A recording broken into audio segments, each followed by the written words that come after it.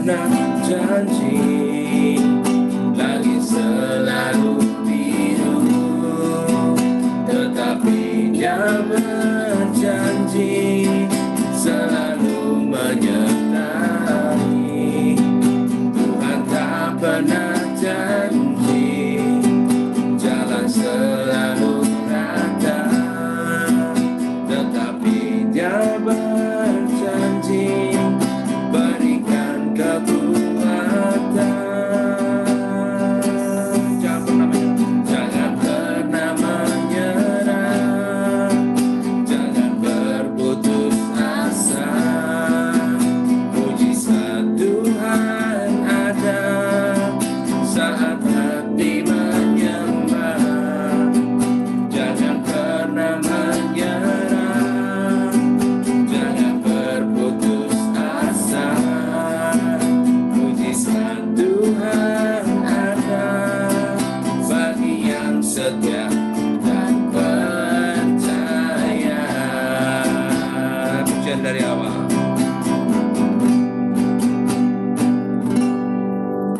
Tuhan tak pernah janji, langit selalu biru, tetapi Dia berjanji selalu menyertai. Tuhan tak pernah janji, jalan selalu rata, tetapi Dia berjanji berikan kekuatan. Jangan pernah menyerah, jangan pernah menyerah, jangan berputus asa. Mujizat Tuhan ada saat hati menyembah. Jangan pernah menyerah, jangan berputus asa. Mujizat Tuhan ada bagi yang setia dan percaya. Jangan pernah menyerah, jangan pernah menyerah, jangan berputus asa. Mujizat Tuhan ada saat hati menyembah. Jangan pernah menyerah, jangan berputus asa. Mujizat Tuhan ada bagi yang setia dan percaya. Sekali lagi, jangan pernah menyerah, jangan pernah menyerah, jangan berputus asa. Mujizat Tuhan ada saat hati menyembah. Jangan pernah menyerah, jangan berputus asa. Mujizat Tuhan ada bagi yang setia dan percaya. Bagi yang setia dan percaya. Bagi yang setia dan percaya. Mari sembah Tuhan. Terima kasih Tuhan. Kami sembah. Haleluya. Terima kasih, kami sembah Engkau.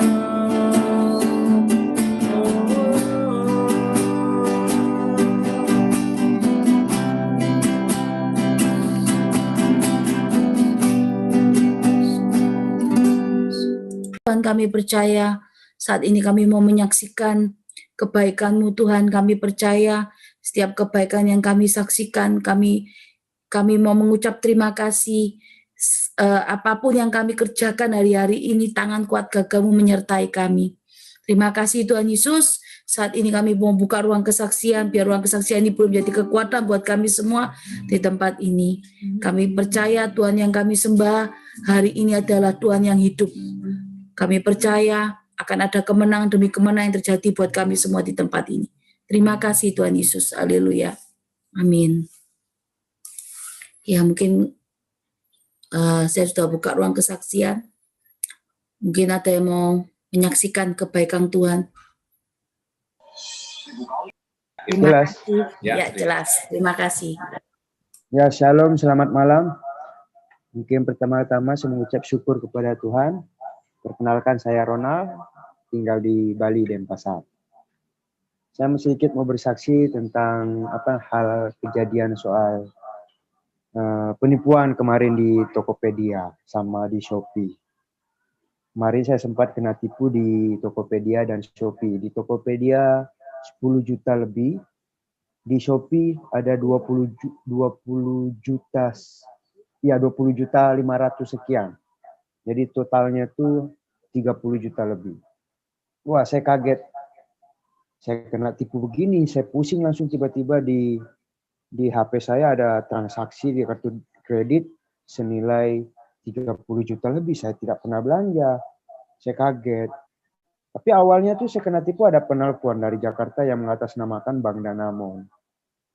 Nah, yang saya herankan itu dari sana kok bisa tahu awalnya itu saya ada pinjaman dana tunai untuk membeli.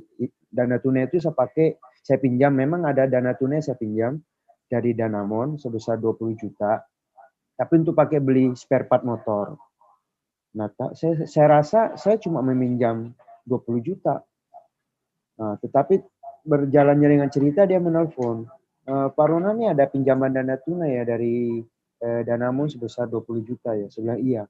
Oh iya, kita dari pihak Danamon Pak akan memberikan Bapak point reward. Karena pinjaman Bapak itu sudah berjalan lancar, kreditnya pembayarannya lancar, kita kasih point reward. Point rewardnya Bapak ini sekarang sudah ada 9.000 poin. Saya kaget. Terus point rewardnya diapakan? Bisa diuangkan Pak. Nah ini diuangkan nih berapa? 10 juta lebih kalau Pak dihitung dari poin rewardnya nih 10 juta lebih lah. Oh gitu, ya udah bolehlah diuangkan. Oh ya kita ada kirim Pak kode autentifikasi ya dari SMS OTP, kode OTP. Coba dibaca Pak di SMS-nya. Ya udah, saya baca kodenya. Oh coba dibaca Pak. Saya kasih kodenya. Saya tidak tahu itu apakah itu kode rahasia atau tidak karena dia bilang dari pihak Danamon, ya itu udah salahnya saya juga ya karena terlalu percaya karena awalnya yang bikin saya percaya itu dia tahu kalau saya itu ada pinjaman dana tunai dari Bank Danamon sampai saya berpikir negatif apakah dari pihak Danamon ini yang bermain di dalam atau bagaimana, tapi ya sudahlah, saya sempat stres juga, saya cerita sama mama sama istri, waduh saya pusing, saya ambil uang dari mana coba nih 30 juta nih. Akhirnya ngobrol-ngobrol sama istri, ya saya belum masuk di sini ya, di ibadah Zoom ini, saya belum masuk ini di ibadah Zoom ini. Istri akhirnya pakai uangnya dia untuk membantu saya untuk bayar tagihan saya. Akhirnya saya berinisiatif, saya lunaskan aja lah pakai uang istri. Tapi ya puji Tuhan, seperti yang Cek Caroline bilang, jangan khawatir, itu pasti semua akan dibayarkan ya, seperti dibayarkan lah, pokoknya semua akan dibayarkan. Puji Tuhan, bahkan hari ini seminggu yang lalu saya bisa lunasi utang rumah saya, kredit rumah saya. Senilai 200 juta lebih. Hampir 300 juta. Sisa kredit saya di bank itu hampir 300 juta. Anggaplah 300 juta, 298 juta. Anggaplah 300 juta. 1 minggu kemarin ini saya lunasi. Puji Tuhan. Jadi berkat Tuhan tuh betul-betul ada. Jadi apa yang dikatakan di Alkitab, jangan khawatir. Serahkan, percaya sama Tuhan. Serahkan semua sama Tuhan. Itu pasti akan ada berkat. Ada aja jalannya. Saya kena tipu baru ya anggaplah sebulan. Bahkan seminggu yang lalu saya bisa lunasi utang kredit saya di rumah. Puji Tuhan. Jadi saya cuma mau bilang Tuhan itu baik. Tuhan itu betul-betul ada. Cuma saya masih ingin terus mendalami biar pernah Tuhan berbicara sama saya. Dengan ini juga mungkin saya bisa belajar melalui ibadah Zoom ini yang dipimpin oleh C. Caroline. Ya, saya juga tiap malam sudah mulai baca firman Tuhan. Anak saya juga, Stephen juga saya suruh baca Alkitab walaupun di kitab Matius saja yang dibilang Matius saja. Perjanjian baru ya di Matius ya, iya perjanjian baru. Ya mungkin itu aja kesaksian dari saya. Terima kasih. Shalom. Terima kasih kesaksian yang cukup membuat kita percaya, kesaksian membangkitkan kita lebih lagi mencari Tuhan dengan sungguh-sungguh. Terima kasih Ronald, terima kasih Fang Fang dari Denpasar. Sebelum kita masuk pada firman, kita nyanyi sekali lagi untuk memuji, menyembah Tuhan, supaya kita lebih lagi ya menundukkan pikiran kita di bawah firman. Ayo sama-sama kita memuji Tuhan. Tiada yang mustahil, tiada yang sukar bagimu Tuhan dan bagiku yang percaya. Dahsyatnya kuasa-Mu membuatku tak ragu. Janji-Mu kan ditepi pada waktu-Mu. Kaulah pengharapanku, Kaulah pengharapanku, padamu ku percaya. Walau tiada dasar bagiku untuk berharap, imanku takkan luntur, bahkan semakin teguh saat ku memuliakan nama-Mu.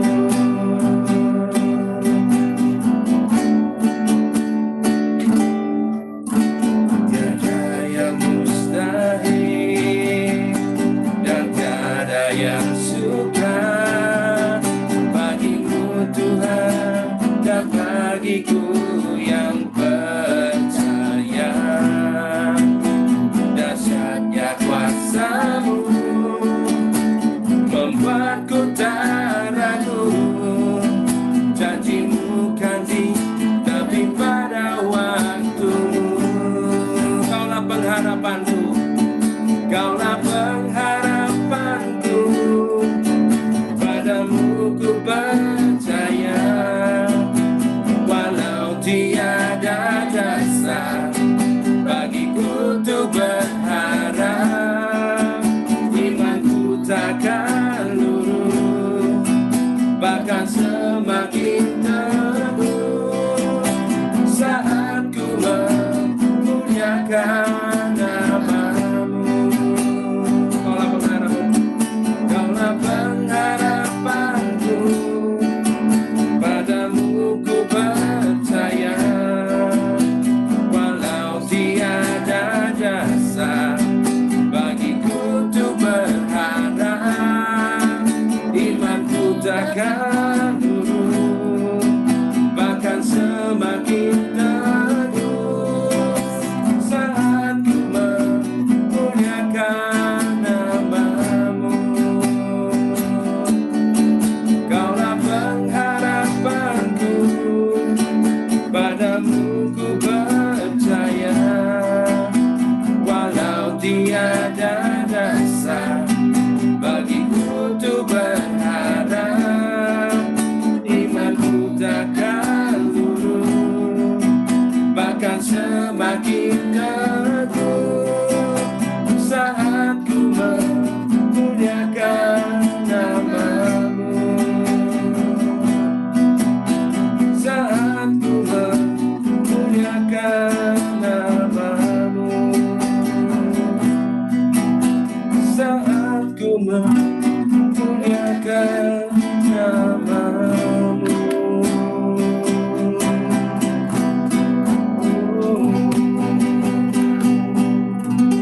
Terima kasih Tuhan, kami percaya tidak ada mustahil buat Engkau. Walaupun saat ini kami mengalami masa-masa yang sukar, masa-masa di mana kami menantikan setiap jawaban dalam setiap persoalan kami. Tapi kami percaya Engkau pasti menepatinya. Engkau tidak berlalai-lalai sedikit pun Tuhan. Engkau pasti menepatinya. Kami serahkan setiap pergumulan kami di dalam tangan-Mu Tuhan Yesus. Saat ini tiba saatnya kami mau mendengar setiap kebenaran firman-Mu. Biar kebenaran firman-Mu ini boleh menjadi kekuatan buat kami. Saat kami melangkah bersama-Mu menikmati setiap proses dalam kehidupan kami. Kami serahkan semuanya dalam tangan-Mu Tuhan. Kami mau tunduk di bawah pikiran-Mu. Kami percaya setiap doa, ucapan syukur kami, setiap pujian penyembahan ini boleh menjadi dupa yang harum di hadapan-Mu. Urapi hamba-Mu yang serba terbatas, Tuhan Yesus. Pengurapan-Mu turun buat hamba-Mu dari ujung rambut sampai ujung kaki. Sembunyikan hamba-Mu di balik salib-Mu. Bukan lagi hamba-Mu, tapi Roh-Mu Tuhan Yesus sendiri yang saat ini memberikan hamba-Mu pengurapan, mengatakan apa yang menjadi isi hati-Mu untuk PD Faithful hari ini, untuk menyampaikan kebenaran-Mu. Terima kasih Tuhan Yesus, setiap doa kami alaskan dalam satu nama, Tuhan Yesus Kristus, Tuhan yang kami sembah, bahkan yang kami kasih seumur hidup kami. Terima kasih Tuhan Yesus, haleluya, amin. Terima kasih sekali lagi untuk kesaksiannya. Saya senang sekali kesaksian, nanti tiap minggu. Bentar ya. Nanti biar tiap minggu selalu ada kesaksian yang boleh membuat kita, memacu kita semakin mencari Tuhan lebih sungguh-sungguh. Saya percaya apa yang disaksikan Ronald, Fang hari ini dari keluarga Denpasar, saya percaya Tuhan tahu, Tuhan mengerti apa yang menjadi kebutuhan keluarga ini. Ya, terima kasih sekali lagi. Ayo sama-sama ya kita belajar firman. Sama-sama kita mendengarkan suara Tuhan melalui firman, menemui Tuhan juga melalui firman. Saya percaya tidak hanya ada kesaksian dari mungkin yang biasanya di grup, dari Makassar, C. Julia, atau Fang hari ini sama Ronald, mungkin Daniel, mungkin ada di Pemuda, tapi saya juga mau semua ini boleh mengalami kemenangan. Ya kan? Mungkin pengajaran yang diajarkan di Faithful ini beda dengan pengajaran yang diajarkan di gereja. Kami dari PD, Persekutuan Doa Faithful, saat nanti selesai, mungkin nanti selesai dari pandemi, kami tetap akan Zoom. Tapi nanti semua pun harus kembali pada gereja lokal. Gereja masing-masing, gereja lokal mereka masing-masing, gereja saudara-saudara di tempat ini. Untuk boleh beribadah. Ya kan? Kami mengajarkan untuk menemui Tuhan. Mendengar suara Tuhan melalui firman. Ini yang kami gemakan. Inilah visi Faithful. Bukan kami saja yang melayani di sini yang bisa dengar suara Tuhan. Bukan hamba Tuhan aja, tapi saya percaya saudara-saudara di tempat ini bisa mendengar suara Tuhan. Melalui firman, temui Tuhan itu melalui firman. Mungkin hari ini firman itu kayak buku tulis yang nggak ada, yang kalau dibaca-baca setiap hari itu nggak ada yang berubah, ceritanya sama. Tapi Alkitab itu akan menjawab sesuai dengan kebutuhan kita, apa yang kita tanyakan setiap hari. Saya percaya langkah orang-orang yang hari ini punya kesaksian di Faithful, ini langkah-langkah yang dipimpin oleh firman. Bukan karena mereka pede dengan saya secara pribadi, bukan karena mereka datang di Faithful ini. Faithful ini punyaan Tuhan, saya percaya mereka dijumpai Tuhan hari itu. Kita semua ini dijumpai Tuhan, kita semua ini dipanggil. Tapi apa yang menentukan kita ini bisa memperoleh jawaban dalam kehidupan kita? Respon hati. Saat kita dipanggil, apakah kita mau merespon panggilan itu? Apakah kita cuma duduk sebagai seorang Kristen KTP, kartu tanda penonton? Kalau di tempat ini, kalau satu persatu banyak orang yang punya kemenangan, masa kita sendiri yang melihat tidak mau terima kemenangan? Apa kita hanya cuma duduk dan bertepuk tangan dan berkata, amin, amin, praise the Lord. Waduh, Tuhan yang hidup. Yang lain menerima kemenangan. Tapi kita hanya menonton hari ini. Mungkin dalam keadaan pandemi apa yang disaksikan Ronald luar biasa. Dia bisa melunaskan kredit rumah 300 juta. Itu uang yang enggak sedikit. Enggak tahu gimana. Ya kan? Tapi saya percaya itu semua campur tangan Tuhan. Karena banyak sekali Fang juga bercerita, istri Ronald ini, bagaimana Tuhan juga bekerja atas keluarga mereka. Bagaimana keluarga ini boleh mengalami pemulihan. Bagaimana mamanya juga mengalami pemulihan. Bagaimana cicinya juga mengalami pemulihan. Kalau Tuhan kerjakan, Satu orang saja dalam seisi rumah yang berdoa bersama Tuhan, seisi rumah juga akan terima kemenangan janji pemulihan. Karena firman itu hidup. Firman itu enggak ada kata-kata yang enggak hidup. Firman itu hidup. Bagi mereka yang mengalami Tuhan sungguh-sungguh. Kalau hari ini apa yang kita gumulkan bertahun-tahun tapi kita belum terima jawaban, ayo coba dikoreksi. Apakah kita ini sudah menemui Tuhan di dalam firman? Apakah kita ini sudah menemui Tuhan yang hidup ini di dalam firman? Banyak orang melihat penglihatan, banyak orang melihat nubuatan, penglihatan. Banyak orang sekali yang aku punya penglihatan, aku punya nubuat. Ya kan? Banyak hamba Tuhan mungkin punya nubuat terus berdoa untuk saudara-saudara tempat ini. Tapi kalau saudara tidak berjalan dengan firman juga, bagaimana bisa tahu, bisa sampai pada kemenangan? Kalau langkah saudara tidak dipimpin oleh firman. Memang nubuat dan ada kata-kata janji, ada juga teguran. Tapi semua itu harus berjalan dengan firman. Ya. Ayo semangat tahun 2021, tahun penuaian, pembebasan penuaian. Saya setiap hari akan mulai ada kesaksian. Ayo, yang punya anak kecil-kecil mulai biasakan baca firman. Fang sama Ronald anaknya cukup kecil. Mungkin masih umur 9 kali kalau nggak salah. Ya, 9. Ayo, yang punya anak-anak kecil. Ya, baca firman. Firman ini kekuatan. Kita nggak bisa ninggali generasi muda ini dengan uang. Uang pasti habis. Tapi kalau roh takut akan Tuhan akan bawa kita berkemenangan hari ini. Ayo sama-sama kita belajar firman. Apa yang mau Tuhan sampaikan hari ini buat kita ya. Saya percaya kita hari ini sebagai Kristen yang dewasa, Kristen yang mengerti kebenaran Tuhan, Kristen yang siap dengan makanan keras hari ini ya. Ayo kita buka dulu di Matius 18. Ini yang Tuhan mau sampaikan, Matius 18 ayat 21 sampai 35. Saya akan bacakan perumpamaan tentang pengampunan. Kemudian datanglah Petrus, berkatalah kepada Yesus. Uangnya raketa. Ya. Kemudian datanglah Petrus dan berkata pada Yesus, Tuhan, sampai berapa kali aku harus mengampuni saudaraku jika ia berbuat dosa terhadap aku? Sampai 7 kali? Yesus berkata padanya, bukan. Aku berkata kepadamu, bukan.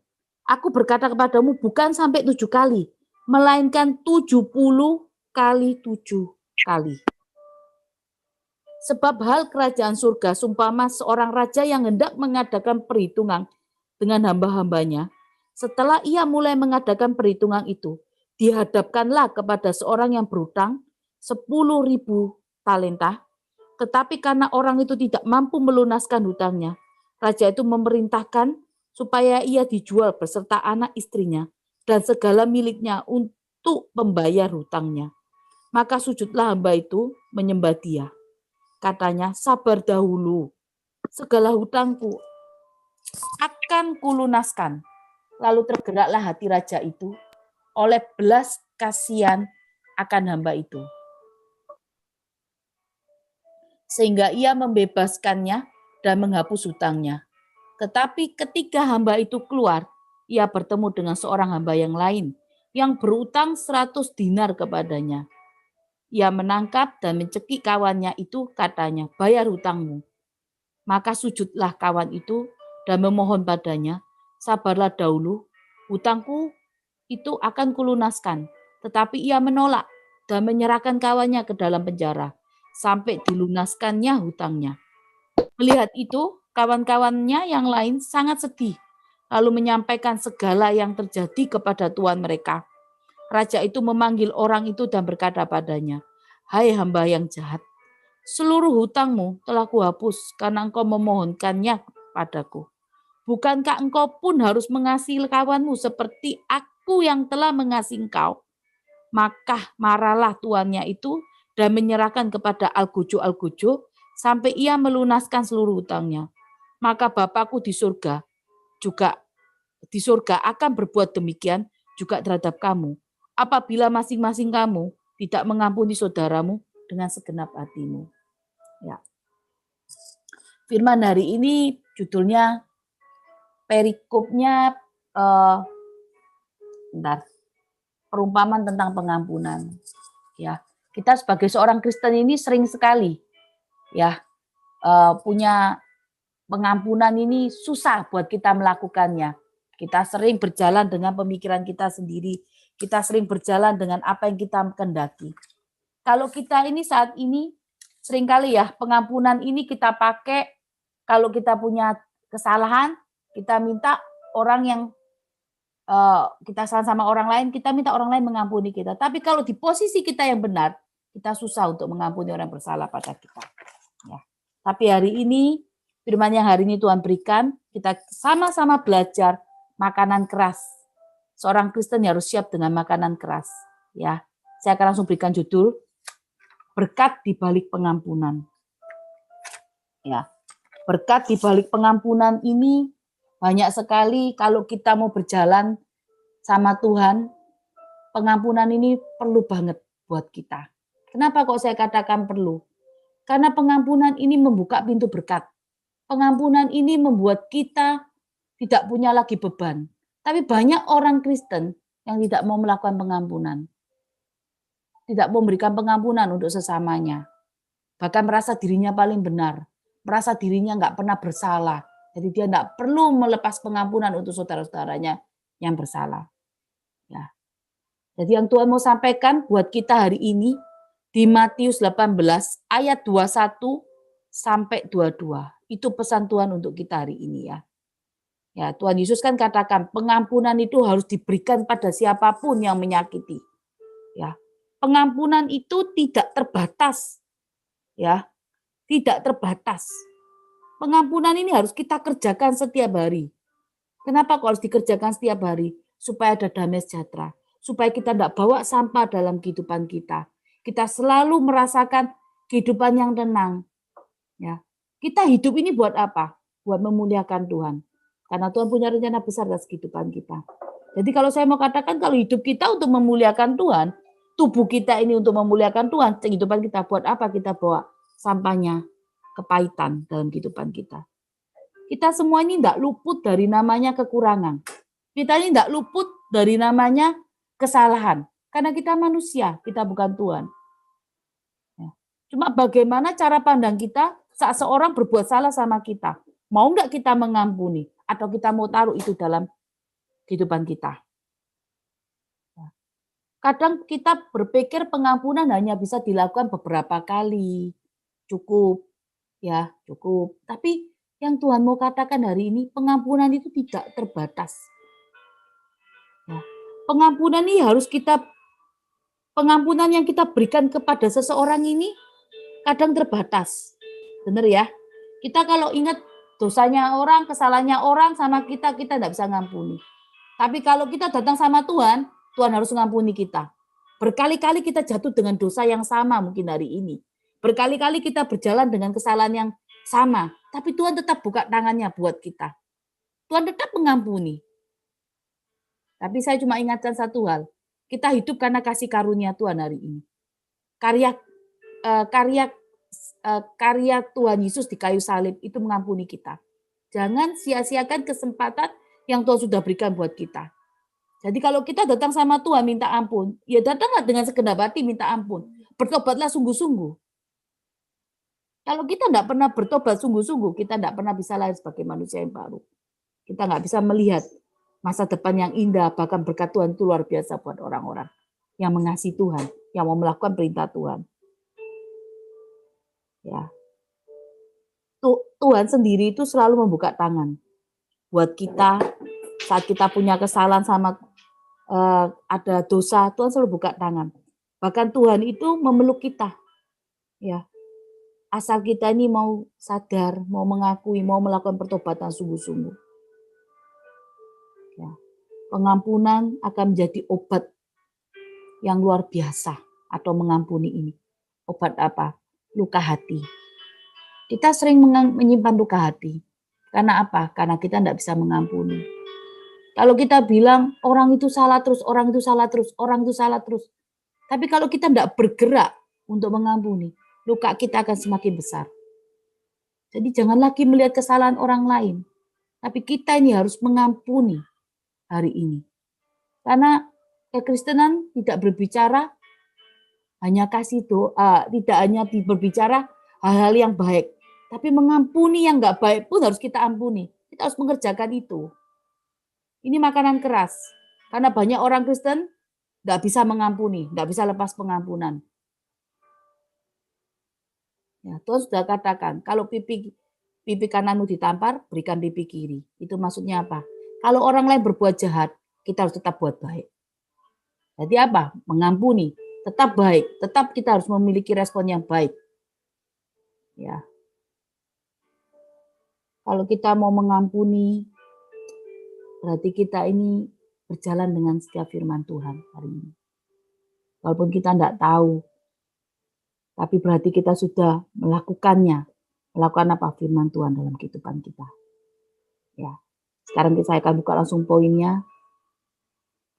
Apa keuntungan saat kita memberikan pengampunan? Poin pertama, hubungan dengan Tuhan semakin baik. Hubungan dengan Tuhan semakin baik. Kita buka dulu di Matius 6 ayat 14. Matius 6 ayat 14. Karena jikalau kamu mengampuni kesalahan orang, Bapamu yang di surga akan mengampuni kamu juga. Karena jikalau kamu mengampuni kesalahan orang, Bapamu di surga akan mengampuni kamu juga. Kalau kita baca di firman tadi, Matius 18 ayat 21, itu berhubungan sekali. Apa yang dikatakan di terakhir di Matius 18, ayat yang terakhir di ayat 35. Maka Bapakku akan berbuat demikian di surga. Berbuat demikian terhadap apabila kamu masing-masing tidak mengampuni dengan segenap hati. Berarti ada apa? Ada segala suatu perbuatan kita ini ada apa namanya? Ada konsekuensi.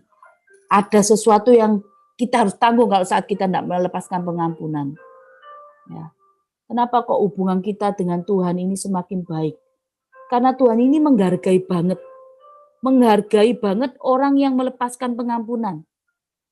Kenapa kok Tuhan menghargai? Karena di firman-Nya sudah ada. Di Matius 6 ayat 14. Kita melakukan firman, Tuhan menghargai. Tuhan sudah katakan, kalau kamu mengampuni, aku juga mengampuni kamu. Nah, kalau kita mengerjakan ini, Tuhan ini menghargai. Tuhan tidak tutup mata. Tuhan akan memberikan upah atas segala sesuatu yang sudah kita kerjakan. Bahkan pengampunan ini sulit. Saya tahu pengampunan ini sulit dikerjakan. Ya kan? Karena apa? Karena ini tadi, karena apa? Luka hati yang terlalu dalam. Terlalu sakit. Ya, mungkin terlalu sakit sudah. Bertahun-tahun sudah ditanggung. Lihat orang-orang kalau punya kepahitan. Ciri-cirinya apa? Dia menceritakan orang itu berkali-kali. Di mana-mana menjelekkan orang itu terus. Tapi dia tidak pernah koreksi. Kenapa orang itu bisa jahat sama dia. Dia merasa dirinya paling benar. Ya. Memang terlalu sakit. Tapi saat kita melepaskan pengampunan, hubungan kita dengan Tuhan semakin baik. Kita tidak bisa menyembuhkan luka hati kita. Tapi cuma satu yang bisa saya janjikan. Saat kita cuma katakan, Tuhan aku mau mengampuni, Tuhan yang mengerjakan buat kita. Siapa di tempat ini yang tidak pernah punya kepahitan, kemarahan, kekecewaan, sakit hati, sama mertua, sama suami, sama kelakuan anak. Semua pasti punya. Tapi bagaimana respon kita saat kita terima itu? Sakit hati? Pasti. Marah? Pasti. Ya. Tapi saat kita mengambil respon yang baik, kita melakukan yang sesuai dengan standar firman, maka hubungan kita dengan Tuhan akan semakin baik. Kita tidak mampu menyembuhkan luka hati ini. Tapi saat kita menyerahkan bersama Tuhan, Tuhan yang menyembuhkan luka hati ini. Karena saya juga mengalami 12 tahun yang lalu, atau sekitar 7 tahun yang lalu, pernikahan saya 12 tahun, 7 tahun yang lalu, saya juga kepahitan. Saya punya kemarahan yang besar sama mertua. Saya juga nggak bisa move on langsung. Saya nggak bisa bangkit langsung. Kalau waktu itu apa yang saya alami, saya punya kepahitan dengan mertua, saya nggak bisa balas mertua saya. Tapi saya bisa balas sama suami saya. Jadi kalau saya lihat mertua saya, lihat suami saya seperti melihat mertua saya hari itu. Bertahun-tahun saya berkecimpung dalam kepahitan saya. Saya marah, saya benci. Saya marah, saya benci sama mertua saya. Saya berharap mertua saya juga mati cepat. Mungkin dia didoakan juga sama saudara sama saya hari ini. Tapi apa yang Tuhan kerjakan saat saya nggak buang kepahitan saya? Pekerjaan suami saya nggak ada. Sedangkan saya masih punya anak satu kecil yang usianya baru 1 bulan. Saya butuh segala sesuatu untuk penghidupan saya. Tapi saya tetap bersikukuh, saya tetap pegang ego saya. Saya tidak mau lepas kepahitan saya. Karena saya merasa apa? Diri saya paling benar. Karena apa? Karena mertua saya yang paling jahat. Saya tetap bersikukuh dengan itu. Tuhan tidak selesaikan segala sesuatu yang menjadi pergumulan saya, tentang keuangan saya, tentang pekerjaan suami saya. Tuhan tidak selesaikan. Sampai satu ketika, satu malam, saya menghadapi malam yang luar biasa. Tuhan datang sama saya. Di mana, kalau saya mau saksikan, pernikahan saya ini pernikahan kayak neraka. Waktu saya belum dipakai Tuhan, saya masih usia di bawah 30 waktu itu. Pernikahan saya pernikahan yang cukup buat saya tidak mau lagi, maksudnya mengulang lagi atau melihatnya itu takut mengalami itu. Kalau saya bertengkar sama suami saya, bukan hanya perkataan, tapi saya juga merasakan baku hantam itu ada dalam pernikahan saya. Sampai anak saya juga baku hantam dalam perkataan yang tidak baik. Satu kebun binatang perkataan itu keluar semuanya. Saya mau pahit sama mertua. Kalau saya mau katakan enggak mungkin. Saya pahit sekali. Sampai satu ketika saya cuma katakan sama dalam waktu hari itu berjalan 5 bulan, saya cuma mau katakan. Malam itu saya bilang, saya melihat suami saya sudah marah sekali, jengkel, karena saya tidak bisa balas mertua saya. Saya cuma katakan, dia atau saya nanti yang mati. Saya mau lihat. Malam itu saya sudah taruh gunting atau pisau, saya lupa, di bawah bantal. Tapi malam itu Tuhan datang sama saya. Tuhan jamah saya. Jam 3 subuh itu. Akhirnya apa yang terlintas dalam pikiran saya taruh itu, saya datang berlutut sama Tuhan. Saya menangis. Saya bilang sama Tuhan, Tuhan saya tidak mampu menjalani pernikahan yang seperti ini. Tapi ada suara yang saya dengar waktu itu. Lepas itu semuanya. Aku akan bawa engkau naik. Lepas itu semuanya. Berbalik dengan jalanku. Saya kerjakan itu. Malam itu jam 3 saya duduk. Berlutut saya nangis. Nangis terseduh-seduh. Saya nangis sekali terseduh-seduh. Saya bilang, Tuhan kau mengasihi saya. Saya lepaskan kepahitan saya ya. Tidak semudah itu. Saya lepas memang saya mau. Tapi selalu teringat-ingat dengan apa yang sudah mertua saya perbuat sama saya hari itu. Selalu teringat-ingat. Tapi saya berusaha. Setiap saya ingat itu, setiap hari saya berdoa, saya katakan, Tuhan berikan saya hati yang baru. Saya minta terus hati yang baru. Sampai 1 bulan, 2 bulan, berjalannya waktu. Saya mulai agak lupa. Rumah tangga saya nggak langsung dipulihkan. Tetap ada kerikil-kerikil geronjalan itu pasti ada. Rumah tangga saya nggak langsung dipulihkan, saudara. Jadi jangan bilang kalau lepas pengampunan langsung rumah tangganya dipulihkan, keuangannya dipulihkan. Enggak, kita harus mengalami apa yang namanya proses. Saya menjalani proses itu. Sampai satu ketika saya bilang sama Tuhan, Tuhan, saya sudah melepas kepahitan. Memang enggak mudah buat saya, tapi berikan saya kekuatan Tuhan Yesus. Saya minta itu juga, berikan saya hati yang baru. Saya kerjakan itu. Sampai saya katakan, karena suami saya waktu itu semua pekerjaan sudah enggak ada. Kami dua-dua sama-sama jadi pengangguran di rumah. Hanya duduk makan tidur. Dan makan pun kami harus orang tua yang nanggung. Akhirnya saya bilang sama Tuhan, Tuhan, kalau Engkau Tuhan yang hidup, yang malam itu kamu menemui saya, berikan suami saya, gaji 1 juta saja untuk boleh kerja. Gaji 1 juta aja untuk mencukupi kami. Kamu tahu segala kehidupan kami ini, hari ini hidup kami ini cuma, ya mau dibilang malu ya malu, kami semua harus nebeng, menumpang. Hari itu saya berdoa, 2-3 hari lagi Tuhan jawab. Suami saya diterima di perusahaan, bekerja di perusahaan Samling, Malaysia. Itu suatu kasih karunia, perusahaan luar negeri, bukan gaji 1, tapi Tuhan lipatkan jadi 5. Pertama kali kerja, 12 tahun yang lalu. Saya merasakan itu semua, saudara. Kalau saya mau bilang, mungkin hari Anda berkata, wah paling, ya mungkin si Caroline gampang ngomongnya, kecuali nggak mengalami seperti saya. Saya mengalami.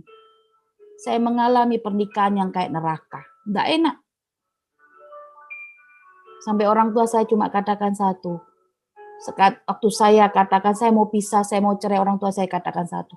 Lah kamu sendiri yang milih loh. Ya kalau kamu tuh dijodohkan. Kamu sendiri yang milih kok. Itu pilihanmu. Kenapa kamu kok enggak berjalan terus? Tuh. Ya.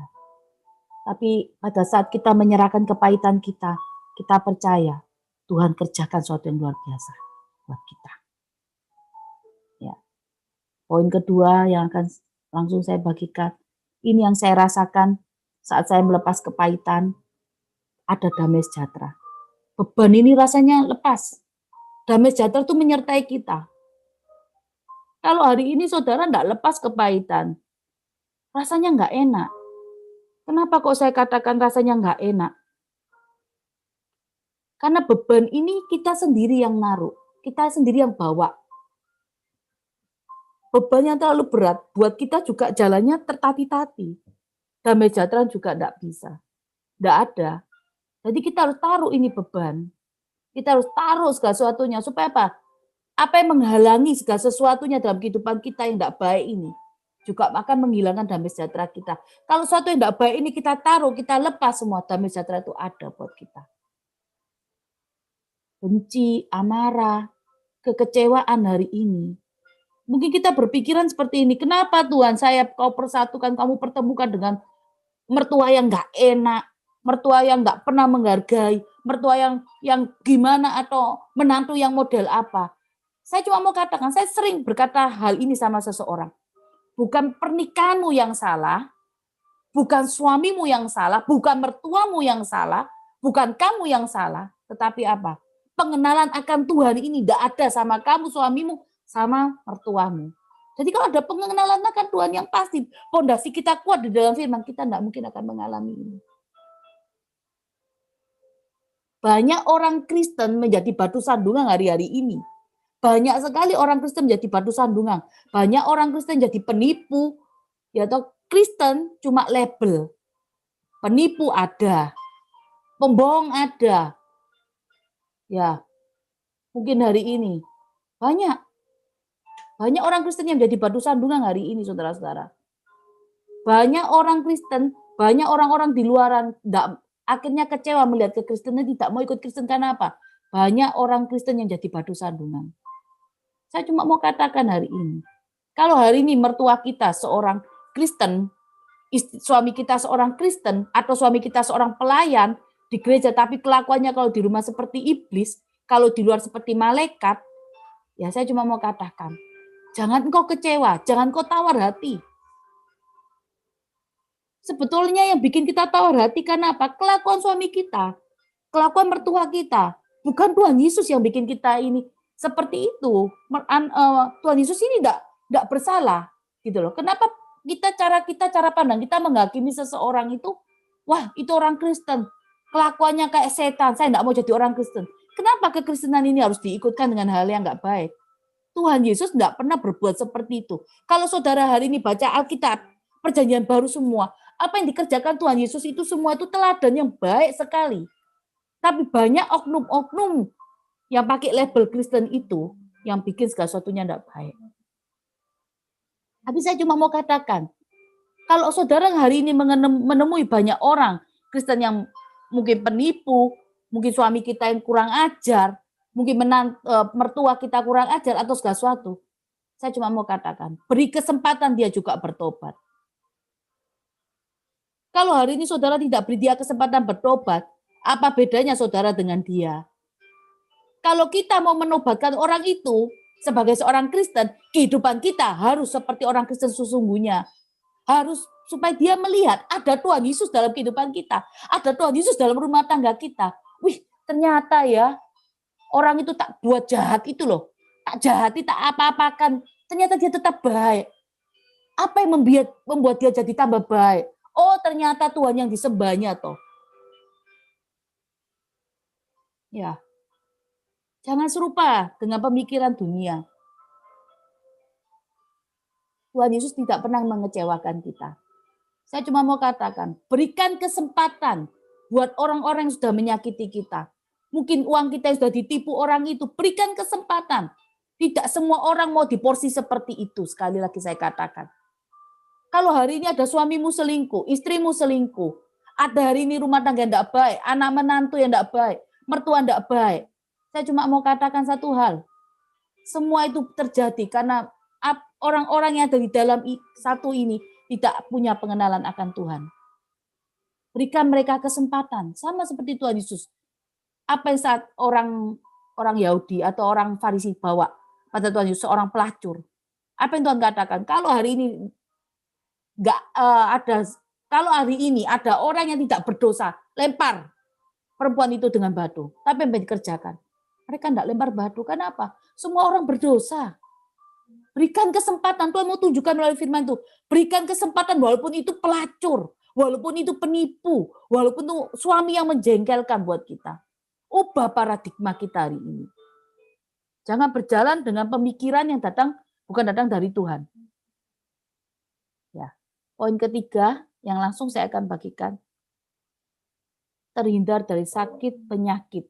Kenapa kok saya katakan terhindar dari sakit penyakit? 1 Korintus 3:16. Cuma saya katakan 1 Korintus kita buka dulu. 1 Korintus 3 ayat 16. Tidak tahukah kamu bahwa kamu adalah bait Allah dan bahwa Roh Allah diam di dalam kamu? Tubuh kita ini bait Allah loh. Lah kalau kita punya kepahitan, kita sedang bawa sampah dalam tubuh kita. Sampah itu apa? Sampah itu enggak enak. Kalau kita sekarang hidup kita dikasih sampah, banyak banyak lalat, apakah itu enggak jadi bikin satu penyakit buat tubuh kita? Saya mau cuma saksikan. Banyak sekali saya ini pelayanan. Banyak sekali saya pelayanan orang-orang sakit. Kadang-kadang baru saat saya berdoa, saya suruh lepas pengakuan, ternyata dia mengakui dia punya kepahitan di masa lalu. Nah, apa kepahitan itu? Kepahitan itu yang kita kerjakan setiap hari. Kita pikirkan itu kejelekan orang, kita pikirkan terus. Akhirnya apa yang dalam pikiran itu turun dalam hati kita. Akhirnya jadi apa? Jadi satu penyakit dalam tubuh kita hari ini. Ya, banyak sekali yang saya layani. Contohnya penyakit kanker. Itu sudah detik-detik terakhir, baru dia mau melepas kepahitan. Ayo, jangan kita ini punya seperti, aku mau bertahan dengan egoku. Nanti kalau sudah sakit, baru mau lepas kepahitan. Sudah terlanjur. Kenapa enggak sekarang aja waktu sehat dilepas kepahitannya, kekecewaannya, sakit hatinya? Apa tunggu kita harus sakit? Nah, kalau kita sakit nemu obat enggak jadi masalah, saudara. Bisa sembuh. Tapi kalau enggak nemu obat, pulang ke rumah Bapak. Apakah saudara juga bisa, saudara enggak mikirin? Bagaimana anak kita? Bagaimana suami kita? Buang itu semua kepahitan. Buang itu semua kecewa, sakit hati. Jangan berjalan dengan pemikiran dunia. Ayo berjalan dengan apa yang Tuhan mau kerjakan dalam hidup kita ini. Ya, ayo. Ini saya mau bagikan bagaimana kerugiannya ya. Ini. Apa kerugiannya kalau kita tidak mengampuni? Nah, pertama, saya sudah katakan tadi, tidak ada damai sejahtera. Pasti toh, pikirannya negatif terus. Ya, akhirnya damai sejahtera hilang, di rumah marah-marah melulu. Ingat kepahitan, ingat sama suami, langsung moodnya berubah. Langsung sudah marah-marah melulu, tidak ada damai sejahtera. Kedua, tidak ada berkat Tuhan. Berkat Tuhan terhalang. Seharusnya Tuhan memberkati kita ini lebih dari apa yang kita terima. Tapi ternyata karena kita tidak melepas pengampunan ini. berkat Tuhan terhalang. Bukan Tuhan tidak tahu kebutuhan kita loh, saudara. Tuhan tahu kebutuhan kita. Ya kan? Tuhan tahu. Tapi kalau kita tidak melepas pengampunan, nah berkat Tuhan terhalang. Apa yang tadi saya sudah saksikan? Saat saya nggak melepas pengampunan untuk mertua, hari itu juga saya juga berapa hari setelah saya lepas, nggak mungkin saya juga bisa terima berkat pekerjaan untuk suami saya hari itu. Ya. Ini 3, selalu berpikir negatif. Kenapa kok selalu berpikir negatif? Ya segala sesuatunya nggak baik dipikir terus. Nggak ada. Kalau dipikir terus yang jelek-jelek ya pikirannya negatif. Ya kan? Akhirnya skala sesuatu yang negatif kita pikir, perkataan kita juga perkataan negatif. Perkataan-perkataan kutuk. Akhirnya apa? Tidak ada berkat. Ya kan? Selalu berpikiran negatif sama setiap orang. Kalau kita selalu berpikiran negatif sama setiap orang, waduh, susah ini. Kenapa kok saya katakan susah? Berarti orang itu adalah orang yang nggak bisa lepas kepahitan. Pasti ujung-ujungnya nanti dia merasa dirinya paling benar.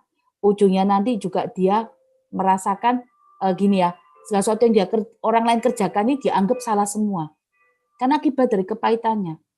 Saya sering pelayanan, kalau orang itu tiba-tiba bicara sama saya, ngomongnya ndak enak terus itu. Saya selalu bilang, ini pasti punya kepahitan. Itu saya sering katakan seperti itu. Karena sering kali ya, kalau saya konseling,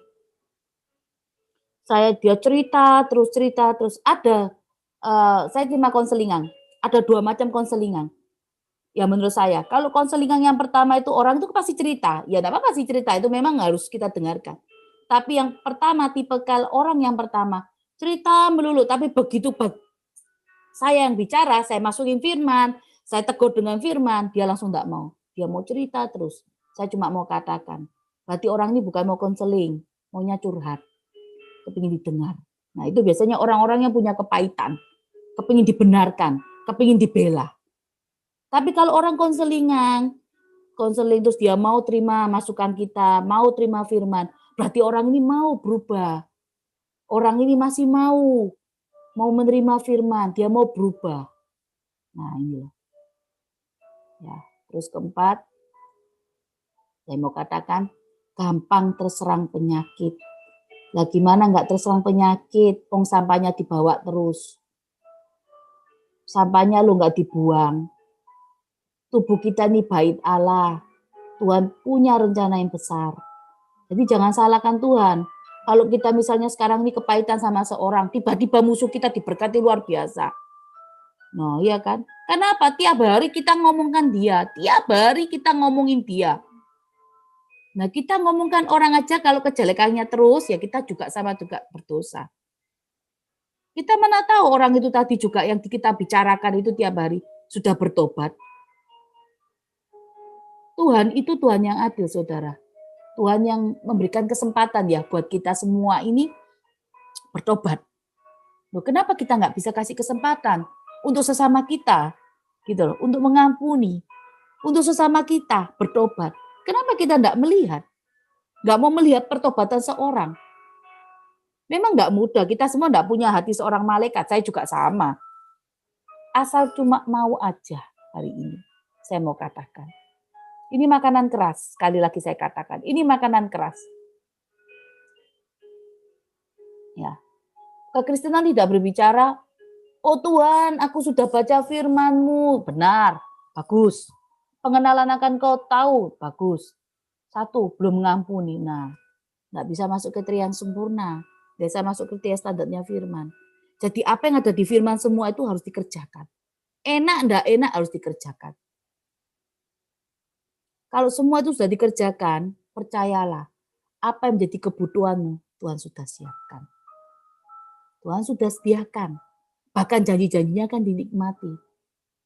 Kalau hari ini, mungkin sampai akhir tahun nanti, tahun 2021 ya, nanti kalau dari sebagian kita yang besar di Faithful ini, saudara-saudara belum terima penuaian, tahun pembebasan dan penuaian, di penuaian ini saudara tidak terima, berarti saudara harus mulai mengoreksi. Kenapa kok tertinggal? Nah, kenapa? Ada karakter yang mana yang belum diubahkan? Nah, Ayo, kita harus jadi Kristen yang punya hati yang mau siap sedia untuk mengampuni siapapun yang berbuat dosa sama kita. Berbuat kesalahan ya, bukan dosa, kesalahan.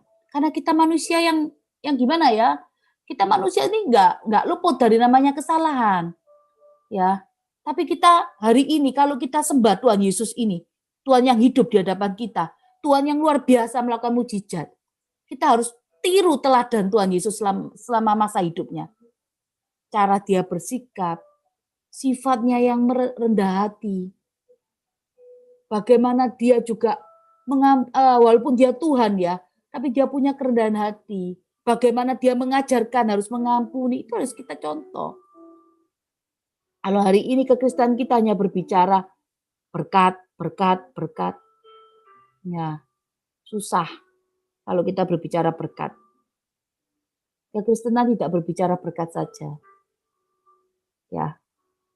Berkat itu pasti Tuhan siapkan di ujung, terakhir. Tapi yang di awal, yang Tuhan lebih tertarik dari semua itu adalah karakter kita hari ini. Ayo. Ya, ayo rubah paradigma kita. Nggak ada yang kebetulan kalau hari ini mungkin ada sebagian di tempat ini atau kita semua merasa hari ini yang masih belum bisa mengampuni atau punya sedikit kecewa sama suami, buang itu cepat-cepat. Kalau nggak dibuang cepat-cepat, nanti itu akan jadi kepahitan buat kita. Buang itu cepat-cepat dalam pikiran kita, dalam hati kita. Jangan ditimbun, buang langsung. Ya, buang langsung cepat-cepat, karena itu menghalangi berkat kita. Menghalangi apa yang kita kerjakan. Kita harus bisa menikmati berkat Tuhan selama kita hidup di dunia ini. Ya, karena saya banyak pelayanan orang sakit yang saya katakan, mereka saat mereka mau mengampuni suaminya, minta Tuhan pulihkan, tapi mereka sudah terlanjur sakit. Ya, ayo kita tidak mau seperti itu. Kita mau punya pikiran positif, kita mau mengampuni, kita mau hidup kita ada damai, hubungan kita sama Tuhan semakin baik. Tuhan menghargai kok kalau kita lepas pengampunan. Karena ada di firman-Nya. Tuhan pasti memperhatikan apa yang kita butuhkan. Ya, ayo. Hari ini saya mau saudara-saudara tempat ini yang punya rasa jengkel, rasa sakit hati, mungkin nggak banyak atau sedikit atau banyak ya. Hari ini saya mau semua lepaskan. Ayo kita masuk satu pujian penyembahan, terus setelah itu kita berdoa. Ya, kita sama-sama lepaskan hari ini. Nggak perlu diangkat tangannya di layar ini. Cukup saudara bicara juga sama Tuhan di hati. Tuhan mau lihat hati kita. Kita harus masuk masa tahun penuaian buat kita semua ya. Saya mau ada kesaksian-kesaksian yang luar biasa setiap minggu.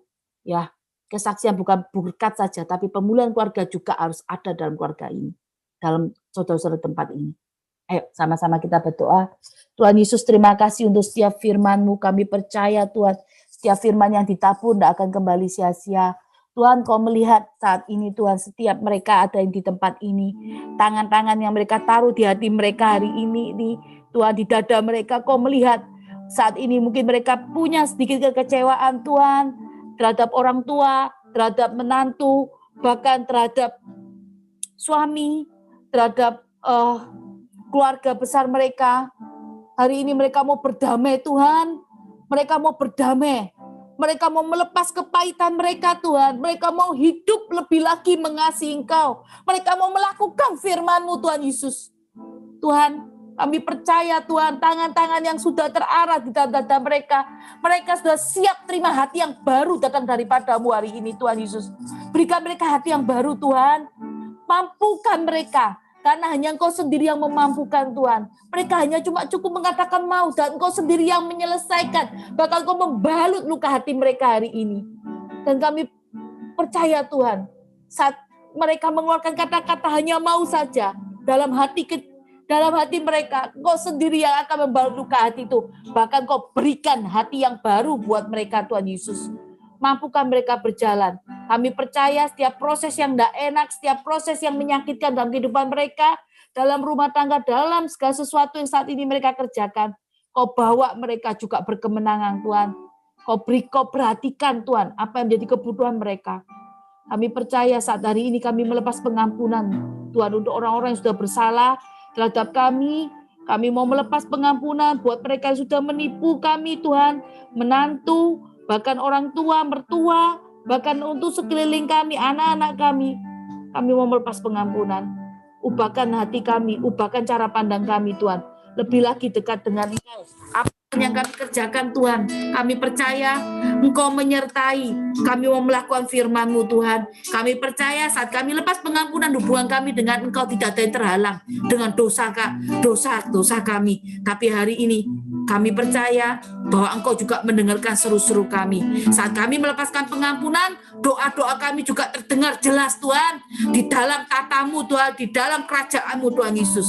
Terima kasih Tuhan. Kami percaya saat ini Engkau sudah memberikan hati yang baru dan memberikan kekuatan yang baru buat kami berjalan bersama-Mu. Terima kasih Tuhan Yesus. Terima kasih saat ini kami mau datang lebih lagi memuji, memuliakan Engkau. Di dalam nama-Mu Tuhan Yesus kami sudah berdoa. Haleluya. Amin.